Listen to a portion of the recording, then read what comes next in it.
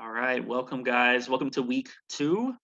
Um, I wanted to kind of at the beginning of this recording kind of give you an overview of where we're very broadly headed. And I will say that even within these larger categories, there will be subcategories that we'll be taking a look at. But essentially in this class, the first 2 weeks are consideration of African American literature in its various sort of mediums and forms. And then the next 2 weeks will be Latinx literature, okay, in its various mediums and forms. And then the final portion of this class will be Asian American literature in its various mediums and forms.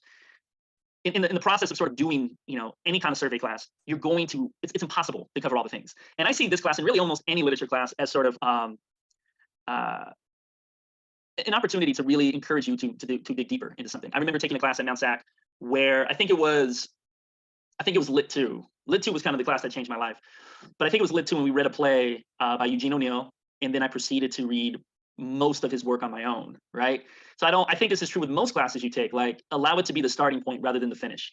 And so I don't, if I don't cover someone, or if there's an author or a person that's missing, or even if there's a group that's not represented in this multicultural lit class, I understand, and I will apologize in advance. I'm trying to squeeze in as much as possible, and with the full acknowledgement that not everything is going to be there. This is why the extra credit opportunity is for you guys to identify what should I include in this class that I haven't.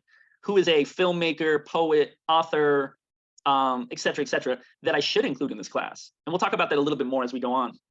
As a reminder, your requirement for week 2 is the same as week 1 in that you need to knock out 2 discussions per week. You're going to have many options, but just focus on 2 per week, okay? So you can see there's a variety of things that you can work with. I will say, though, that you'll most likely in this week concentrate on Ma Rainey from August Wilson, like scene 2 here, and then Raisin in the Sun. Raisin in the Sun is going to take up most of this week, along with other related texts, okay?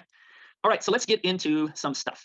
So part of what I want to talk about today is the claim creation process, the writing process. And again, you're not going to have to write just yet, but I wanted you to be thinking about this early so that if you want to meet with me in Zoom, you can. Typically what I do before every Zoom is if someone's in the room and they have questions or want me to look over their work, I'll do so. And then I'll jump into the actual recording, okay? But anytime you want to meet with me to go over stuff, I'm more than happy to do this, okay? So let's talk about a few things that are really valuable and important for us to understand and distinguish. So the importance of claims and what they allow us to do, okay? So claims are text-based observations that allow us to examine a text. We can only create claims if we consider what the text provides to us. Consider the key details, the tone, the word choice to see what is important about those moments. A citation is something from the text that you want to include in your writing. It is something that you would like to quote from the text, meaning it's going to be word for word from the text. And for me, like I know a lot of people get nervous about writing, they get nervous about analysis and discussion about it. And I understand that because we often filter those moments through the lens of right or wrong, 100%. Like as a student for most of my academic career, until I transferred, really, I was so nervous about being wrong. I didn't want all that attention about being wrong. But the truth of the matter is, at least personally, and I think this is true pretty universally, is that some of the best observations sometimes start simply from taking a chance, and even from an opportunity of kind of course correcting from something that doesn't necessarily hit the mark, right? Something that may be a little off, but that eventually you kind of reposition it so it more directly focuses on what we need to focus on, okay? Now, the video that I record in a couple of days will more specifically get into, or we'll review the writing of the first assignment a little bit more, but I did want to review what I have here, okay? All right, so again, some review of what I've been talking about. Create a claim creation. So you're going to create a list of observations based on the text, right? Use one of the questions that I've given to you. Think about those questions, look them over, and come up with a list of observations. Like, what do you notice happening with the characters? This should be an exciting moment. Like, you should be energized about whatever you're seeing. Like, I don't know how many of you, but this is true for me. If I'm watching a mystery movie or like a thriller, and I figure out something, like if I figure out the twist or the so what of the movie, oh man, I'm itching to like talk about it. I'm waiting until the movie is done so I can talk about it and say like what I noticed and what I observed and what stood out to me. You want to do the same thing with this, okay? Sorry, I'm coughing right now. Okay. Step 3, you're going to select the 2 strongest points and plug those into a sentence to help you create a working thesis statement. Now, what determines the strongest points? It's whatever you think is going to be the easiest for you to work with. That's it. Whatever gives you the best opportunity to engage the text that you're working with. That's it. So here we go. Consider the following question. And this is going to be the kind of the question that we're going to be looking at when I look at some of the moments from Ma Rainey. If you've read the play, great. If you haven't read scene 1, make sure that you can still watch, but just make sure you do indeed read it. So how does the play define power and freedom, or how does the need for power and freedom shape the identity of a character? So these observations I'm providing here are sort of me just making them up. They're not necessarily based on any specific text, but I want to show you what I can do with a list of observations once I've created them, utilizing a specific question. Okay, so I have determined, I have empathetic, I have trustworthy, I have self-assured, I have consistent. Okay, so notice what I do. I'm going to take 2 of these observations and I'm going to plug them into a thesis. So I take the question, right? And my question again is, how does the need for power and freedom shape the identity of a character? So I drop that down and I turn it into a statement. I say power and freedom can shape a person by making them determined and trustworthy. So notice I dropped down 2 points from my thesis, from my list of observations to make my thesis. Okay. Now, from a person who's in the room, I'm not calling on you. I don't need you to turn on your microphone. But if this makes sense so far, maybe give me a thumbs up, or if you're not so sure about it, give me a check mark, and then I can explain it some more. Because you are my audience, so that gives me a sense of if this is making sense. So yeah, give me a thumbs up if it's making sense, the thesis statement, and then I'll move on to the next part. So we have my 2 from my observation above. I drop it down. I have determined and trustworthy. That gives me my thesis statement. Oh, she hit me in the chat box. Let's see. 2 times. Perfect. Excellent. Thank you. All right. And then now for my topic sentence, what I do is I drop down one of my points from my thesis, okay? And I make a claim about that point. So notice I drop down trustworthy and I go back to my list, something I have not used yet. And I use, instead of saying empathetic, I say empathy. So being trustworthy can create empathy. Boom. And that's what I'm doing. I'm making a claim about my claim. That's it. That's it in terms of claim creation, okay? Now again, for this first writing assignment, you are doing 1 paragraph. 1 paragraph. So the intention is that you have a thesis that could correspond to a full essay. That when we get to the essay part of this class, you could then use this material and then just expand upon it for the writing of the full essay, okay? But these are the 2 sort of areas in which you're going to have claims, your thesis and your topic sentence, okay? So let's keep going into the next thing.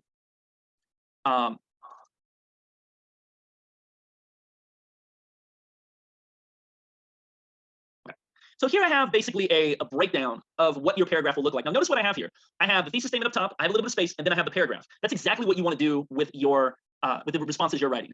I want the paragraphs to be 12-point Times New Roman and double spaced. For the purpose of this, visually, it's just a little easier to read if I present it this way, okay? But the key thing is there should be some space between the thesis and the topic sentence.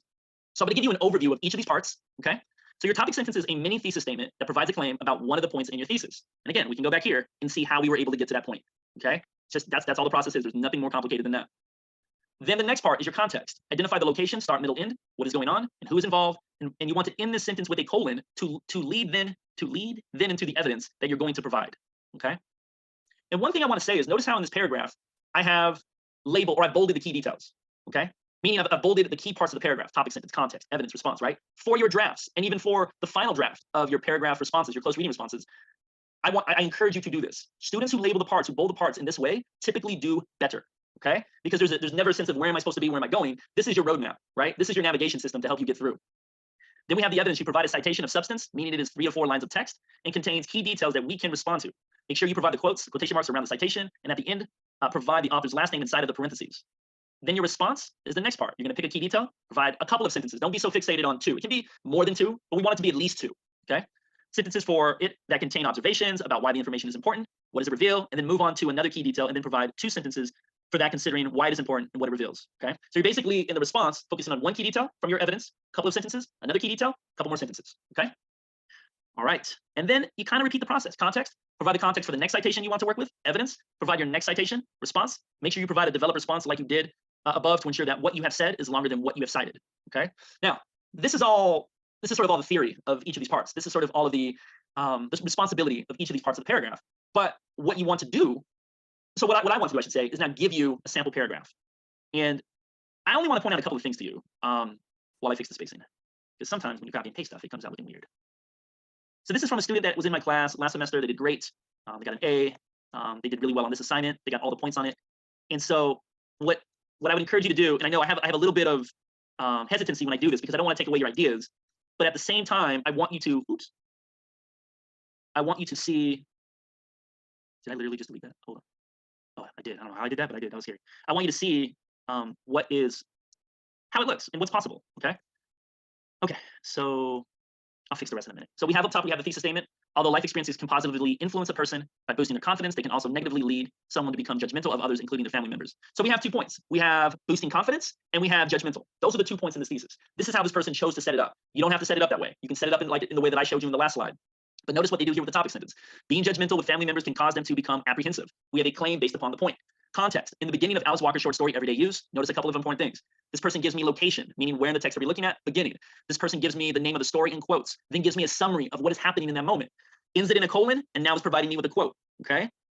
And then, the quote is kind of long, but that's okay. I gotta get rid of this.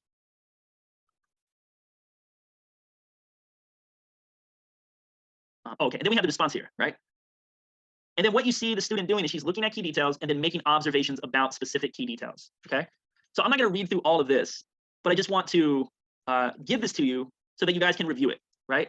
And again, the best way to make sure, I mean, in addition to looking over the sample, is if you want to, have a crystal clear confirmation that you are headed in the right direction, just come Zoom with me. And I'm more than happy to, let you know if what you have is what you need, and if there's anything else that you need to do, okay?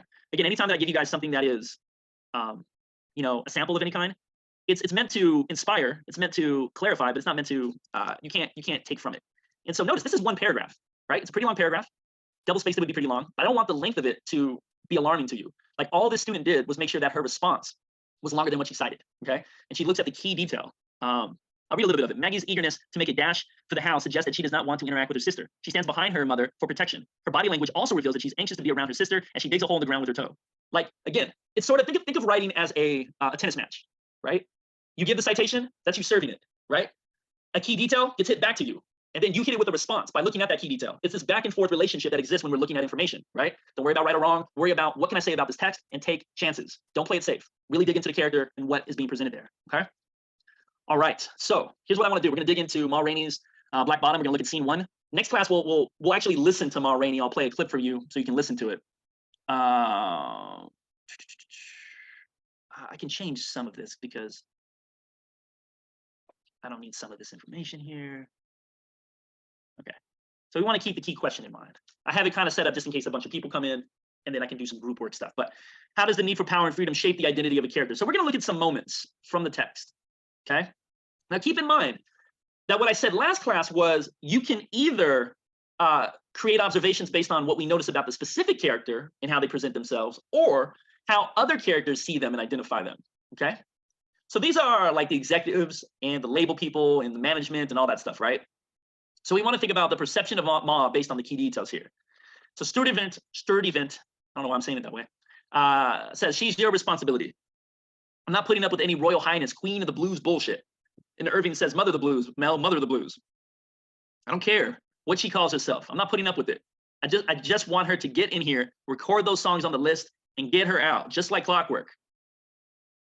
And then Sturdivant says, a little bit down, he says, yeah, you handled it last time, remember? She marches in here like she owns the damn place, doesn't like the songs we picked out, says her throat is sore, doesn't want to do more than 1 take, right? So again, we haven't, in this part of the play, we have not met her yet. Haven't met her yet. Our understanding of her is purely based on what other people are saying about her, right? And effectively what they're doing to the audience is they're poisoning the well. What that means is that they're attacking her character without her being there to defend her character, right? What I like to do is I like to take things in parts.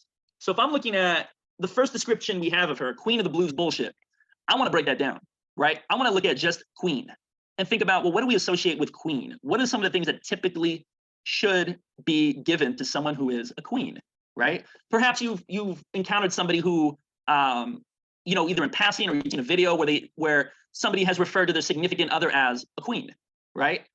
Well, that suggests that that person feels a certain way about that other person, that they have certain, emotions and feelings and attitudes about that person, okay? Now, you would want to list all those things that we typically associate with that language of queen, and then think about how that's being undone by the last part of the statement, which is bullshit, right? So Queen of the Blues, bullshit, right? So think about what they're stating about this person, right? Think about what they're stating about this person. I want to this may or may not work, right? Perhaps you already are getting it, but I like to give multiple examples. Perhaps you're a sports person. Maybe there's some sports peoples in here, right? And you know, imagine there was a player. I mean, we have a player, right? LeBron James referred to himself as King James, right? So imagine if we looked at that in a minute. Or I can even give you a better example. Imagine for a moment that one of your friends just started walking around and said, "I'd like you to refer to me as King Jason." Like, imagine for a moment that that's how I introduced myself in this class. First of all, pretty much everybody would have dropped this class. Second of all, you guys would have thought a certain kind of way about me.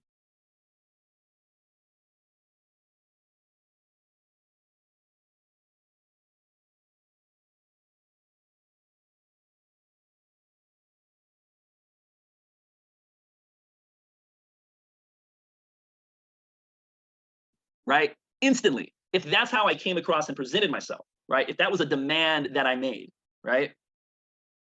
But what if it's a label that other people give me, right? Like, what if in passing people are like, "Man, have you heard about Jason? He is the king of crossword puzzles." Not true, but he's the king of crossword puzzles, right? If it's coming from the outside, then we can see it takes on a different kind of message, right? And there's certain things that we can associate with that connection and that relationship, right?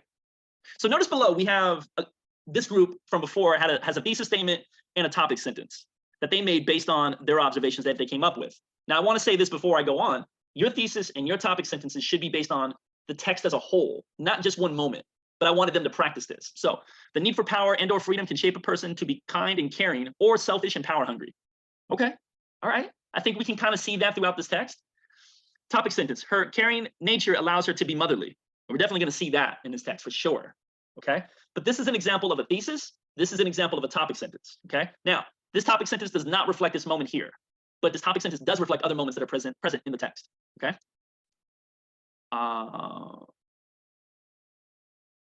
let you review that on your own. I don't want to talk about that moment right now.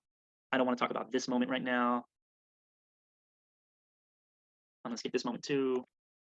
I kind of like to minimize the number of moments I want to look at just so we get a sense. So I want to look at a couple of moments that really help us to get a sense of Ma, and a couple of moments that really help us to get a sense of Levy. Okay. So this is when Ma shows up, when she finally shows up. So she knows how to make an entrance. She knows how to make an entrance, right?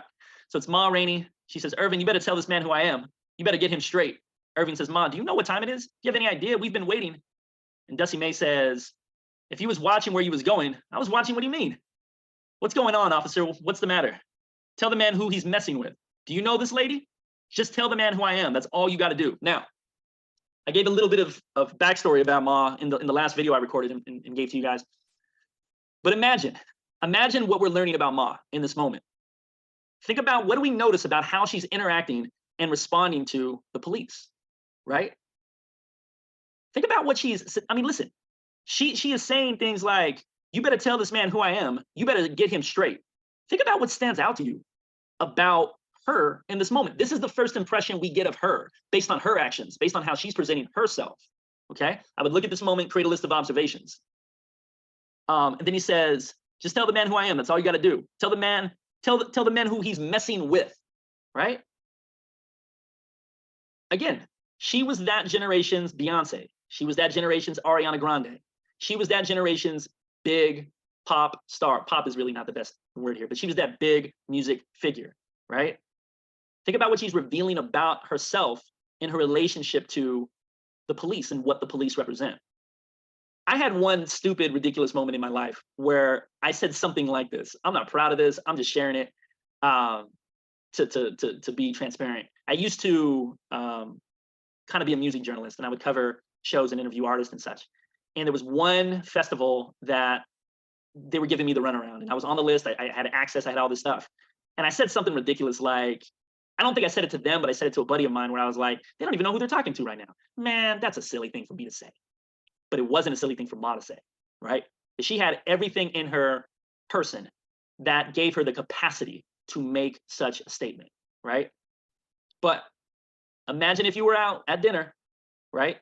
And the waiter isn't treating you the best. Imagine if one of your friends or your date, your significant other said, "You better tell this waiter who I am. You better let them know," right? I remember having students throughout my career say something like that they wanted to transfer to a certain school and that they were going to get in because they were a legacy student. And I've had students say things to me like, I'm kind of a big deal. My family's kind of a big deal. And they may be kind of a big deal. But in my head, I thought, I would never in my mind be able to utter, I'm kind of a big deal, or my family's kind of a big deal. Maybe because neither of those are true. But either way, we can see and draw some observations about Ma in this moment, about what defines her personality. And you'd want to do that for each and every citate or each and every moment that stands out to you.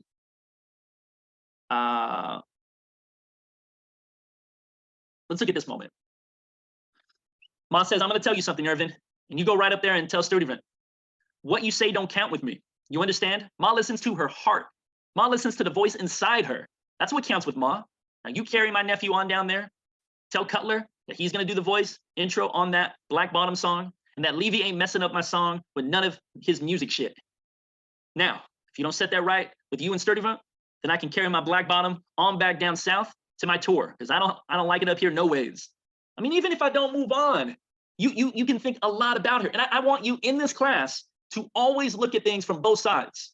Because sometimes we'll look at this moment and we'll immediately go negative. We'll immediately go negative. Don't go negative. Don't immediately go negative, right? Hang in the moment a little bit more. Think about what the record labels represent. I'm gonna give you another tangential story, but it connects. It connects really powerfully to this moment and to the story as a whole. There's a group that I love called De La Soul, right? 90s hip hop group that after a very long time, I mean, we're talking at this point, maybe decades, they finally have ownership and control over their music and their streaming opportunities. And next month, it's going to be possible to get access to their music after not having access to it for a very long time. There is a long history of, an us versus them in terms of the artist versus the labels and the executives. And we have this in this play, right? We have this in this play, right? The label executives versus the artist. And so think about what Ma is trying to do in this battle between herself and the label executive, okay? And again, we're thinking about that idea between power and freedom. And even if your power and freedom are limited, think about what it's going to reveal about you in those specific moments. Irvin says, okay, Ma, I don't care. I just thought, damn what you thought. What you look like telling me how to sing my song. This Levy and Sturtevant nonsense. I ain't going for it.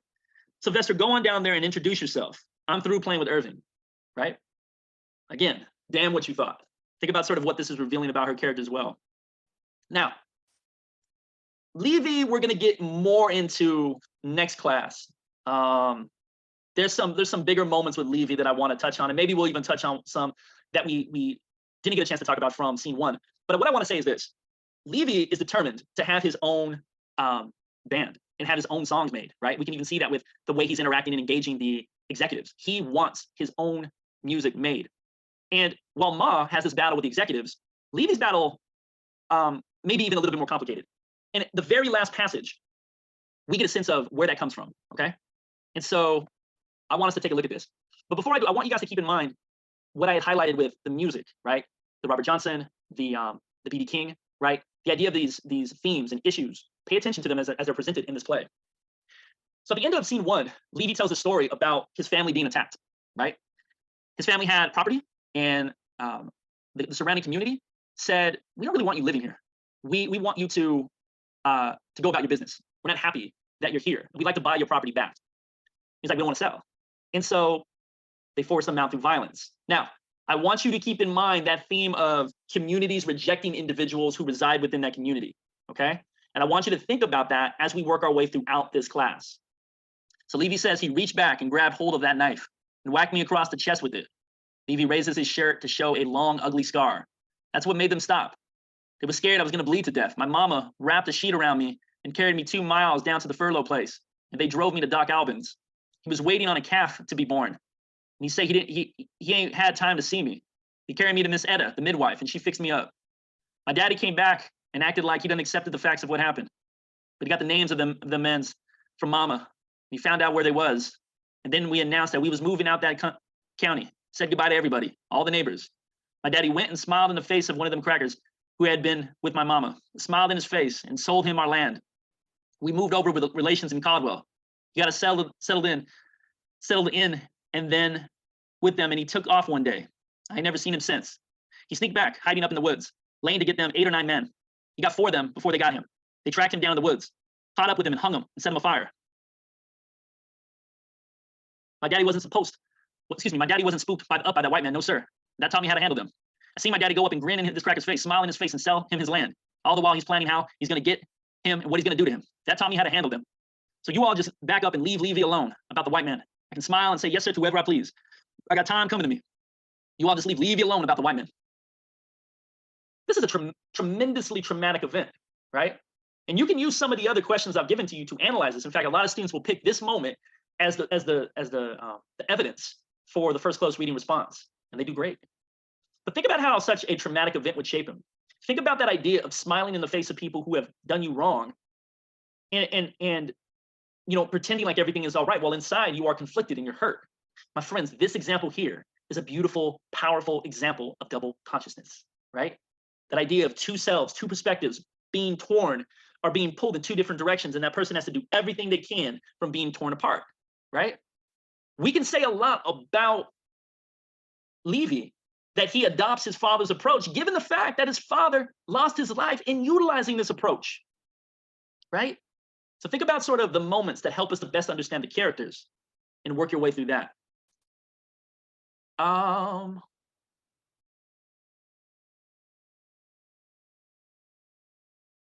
what I want to do is I want to highlight what we're going to talk about in the next Zoom meeting. I said I was going to talk about the poetic connection. I'm going to hold off on that. I'm going to wait. We'll do that next Zoom recording. I want you to do the role of education, I think. Yeah, okay. So I want you to do,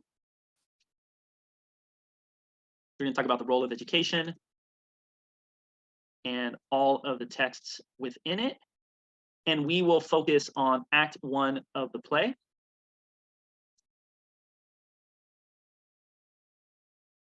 You want to finish the play by Friday. That is your goal, okay? All right, so let me take a look at one other thing real quick. And then, yeah. So next week, the first close reading response will be due. And you'll need to do it on a text from the African American literature section.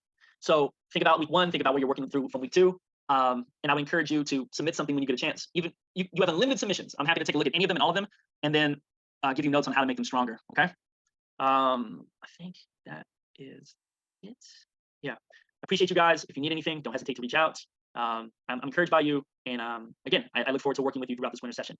As a reminder, 2 discussions per week. So this week you have the 2 discussions, and you'll want to start working on the first close reading response. Okay. Take care. Have a wonderful day.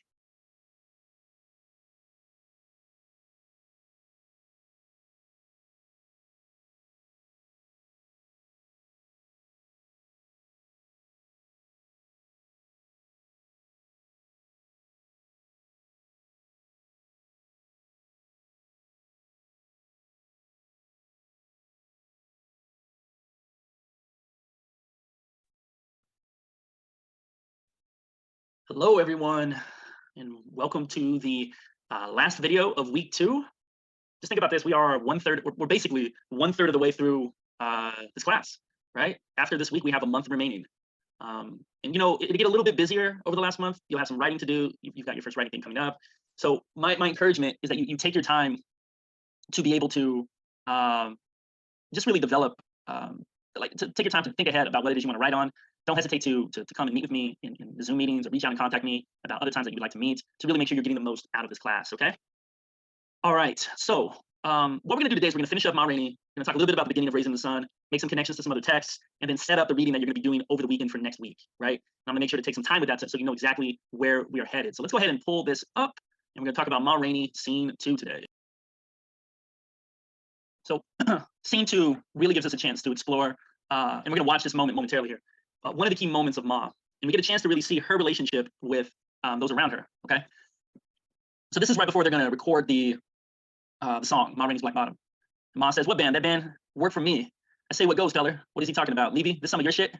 He stutters, Ma. They say he stutters. I don't care if you do. I promised the boy he could do the part. He's going to do it. That's all there is to it. He don't stutter all the time. Get a microphone down here for him. Ma, we don't have time. We can't. If you want to make a record, you're going to find time. I ain't playing with you, Irvin. I can walk out here and go back to my tour. I got plenty of fans. I don't need to go through all this. Just go and get the boy a microphone. Mr. Irvin says, "All right, Ma. We'll get him a microphone, but if he messes up, he's only getting one chance. The cost, damn the cost. You're always talking about the cost. I make more money for this outfit than anybody else you got put together. If he messes up, he'll get to do it again until he gets it right, Levy. I know you had something to do with this. You better watch yourself. And we're gonna watch a scene from a production that gives us some insight into this. But what I want you to do is I want you to really think about like what are we learning about Ma in this moment, right? In the last video, I talked about this idea of the relationship between power and freedom, and to really explore sort of what that dynamic is presenting, like the need for power, the need for freedom, and sort of what are we learning about Ma in these moments. Okay, so let's look at a couple of scenes from this play. Levy got his eyes in the wrong place. You better school him. Come on, Levy. Let's get ready to play. Get your mind on your work.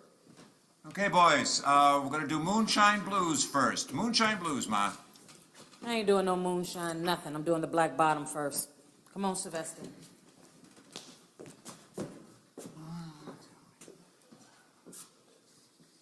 Where's Sylvester's mic? You need a mic for Sylvester. Irvin, get him a mic. Ma, the boys say he can't do it. He can't do the part. We're gonna have to use Levy's version. What you mean he can't do it? Who said he can't do it? What boys say he can't do it? The band, Ma. The boys in the band. What band? The band works for me. I say what goes. Cut it. What's he talking about?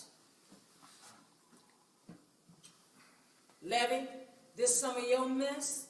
He stutters, Ma. They say he stutters. I don't care if he do. I promised the boy he could do the part and he gonna do it. Now that's all there is to it. He don't stutter all the time. Get a microphone down here for him. Ma, we don't have time for this. We can't. If you want to make a record, you're gonna find time. I'm not playing with you, Irvin. I can walk out of here and go back to my tour. I got plenty of fans. I don't need to go through this. Just go and get the boy a microphone. All right, Ma. We'll get him a microphone.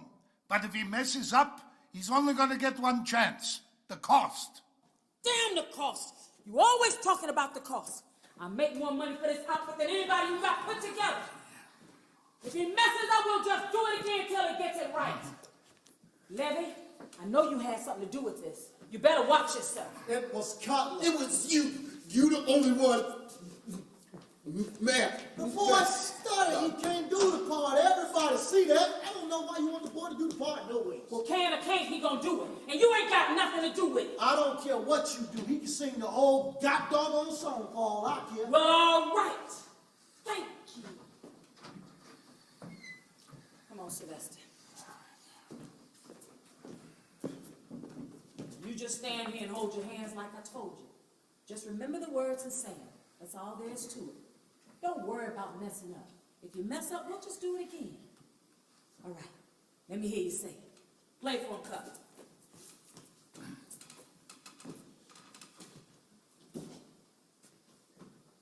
A one, a two, you know what to do.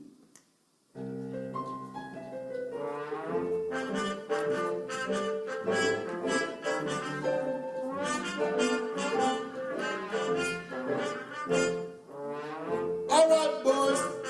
You done seen the best. Now I'm gonna show you the rest.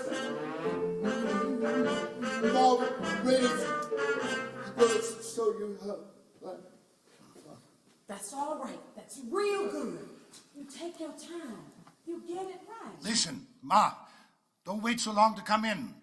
Don't take so long on the intro, huh? Sturdivant, don't go trying to tell me how to sing. You take care of that up there and let me take care of this down here. Where's my Coke? Okay, we're all set to go up here. Ma Rainey's Black Bottom, boys. Where's my Coke?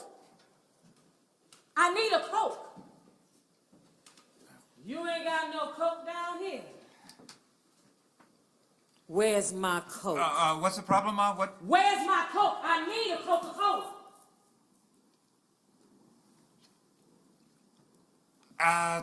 Look, Ma, I forgot the Coke, huh? But let's just do it without, just a sweat song. What do you say, boys?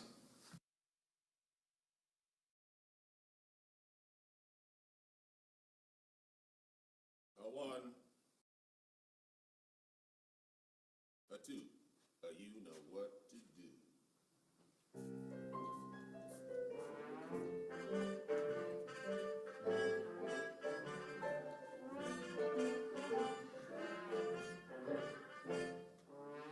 All right, boys, you done seen the rest.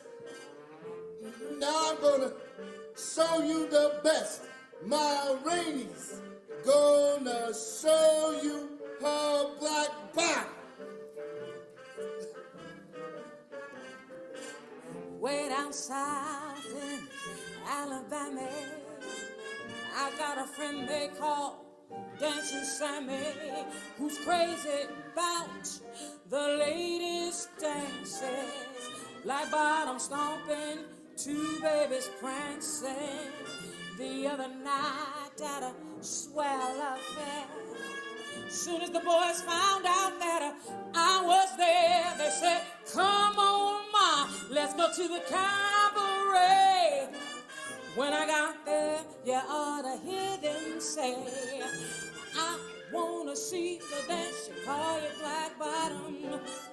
I wanna learn that dance. I wanna see the dance you call your black bottom. It'll put you in a trance." All the boys in the neighborhood, they say your black bottom is really good.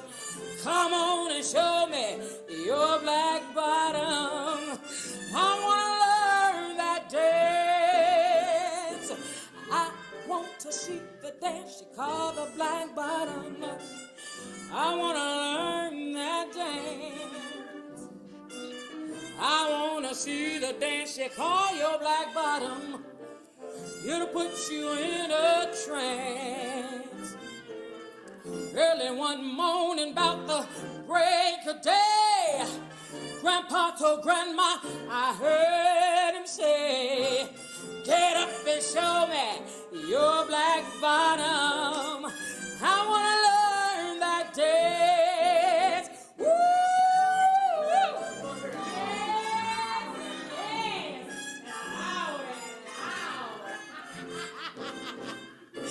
I done show y'all my black bottom.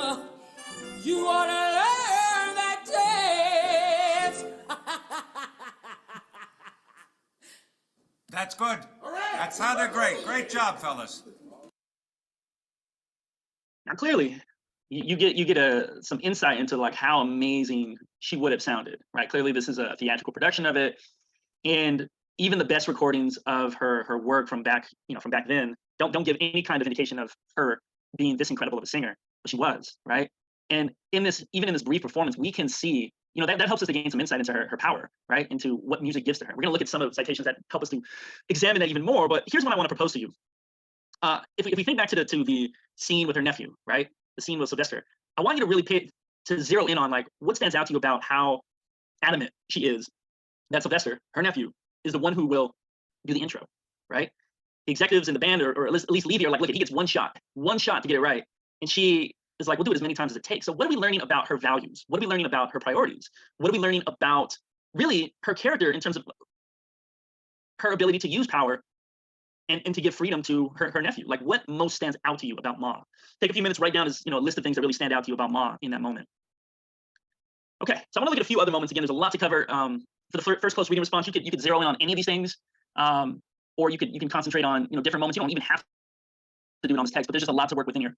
So I want you to think about sort of Ma here and what she's saying. Okay, she says, "I've been doing this a long time, ever since I was a little girl. I don't care what nobody else do. That's what gets me so mad with Irving. White folks try to put out with you all the time. Too cheap to buy me a Coca-Cola. I let them know it though. I don't stand for no shit. Want to take my voice and trap it in the fancy boxes with all them buttons and dials all over them, and then too cheap to buy me a Coca-Cola. They don't cost but a nickel a bottle." When I look at this moment before I continue on, I think about how she feels, right? Think about how she feels. Like, she knows what she means to them, and all she asks in return is a Coca-Cola, right? That's all she wants. It's all she's asking for.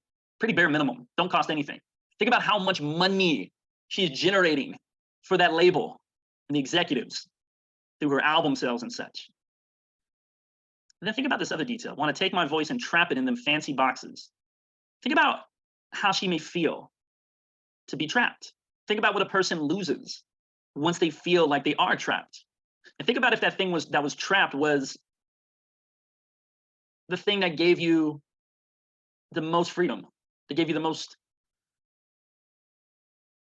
that kind of meant the most to you. Like, think about what would it mean? How would you feel if your voice was being trapped, captured and trapped by somebody else? Color says, I know what you mean by that. She says, they don't care nothing about me. All they want is my voice. Well, I done learned that. They're gonna treat me like I want to be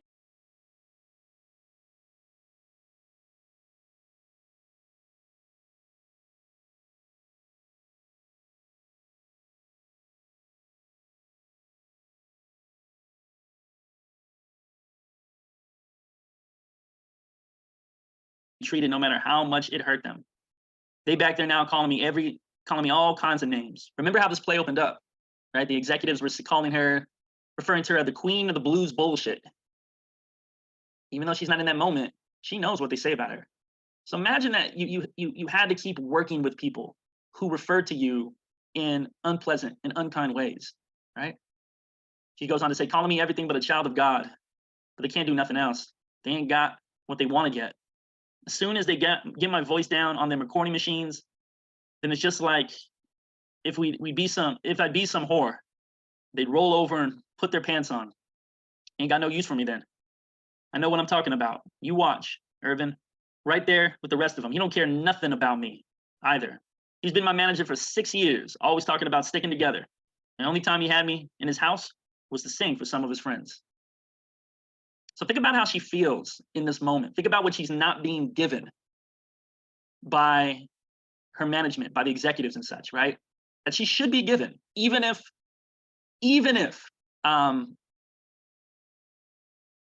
she wasn't the magnitude of the person she is. But I would think even more so because of everything she's done for them. There's certain things she's not receiving. So think about how that might be affecting her. Let's move on to another moment. What is the value of the blues? Moss says the blues helps you get out of bed in the morning. You get up knowing you ain't alone. There's something else in the world. There's something been added to by that song. There's be an empty world without the blues. I take that emptiness and try to fill it up with something. Think about what she gains from the blues, what she gains from being able to sing, right? I don't know about you, but if I've ever had times where I don't feel my best, right? Now I'm not gonna say I'm gonna go sing the blues, but I will say that music binds us in ways that I think we underestimate, right? Music connects us in ways that we often overlook. It is the megaphone to the human experience, and it is the magnifying glass of the human experience. And I think there's something powerful in the blues. Blues reflects this idea of universal suffrage, of people going through issues and situations that maybe sometimes are not exactly the same, but everybody knows what it's like to not be in the position that they want to be in. And so I think that's a sort of a powerful experience to acknowledge and recognize